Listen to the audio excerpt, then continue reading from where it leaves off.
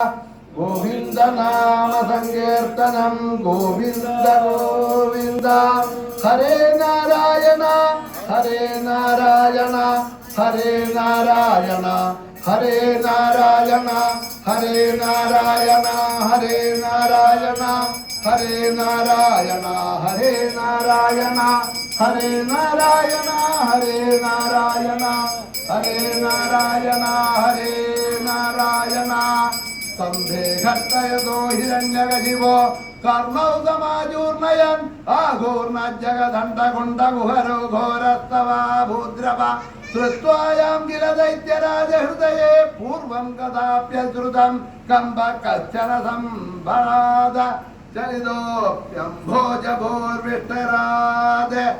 ഇതാ ഭഗവാന്റെ അത്യത്ഭുതമായിട്ടുള്ള നരസിംഹാവതാരത്തിനെ വർണ്ണിക്കുന്നു. ഭഗവാന്റെ അവതാരങ്ങളെ വർണ്ണിക്കുന്ന സമയത്ത് ശ്രീമദ് ഭാഗവതത്തില് എല്ലാ അവതാരങ്ങളെയും അത്ഭുതമായിട്ടാണ് ശ്രീശുകൻ വർണ്ണിക്കുന്നത്.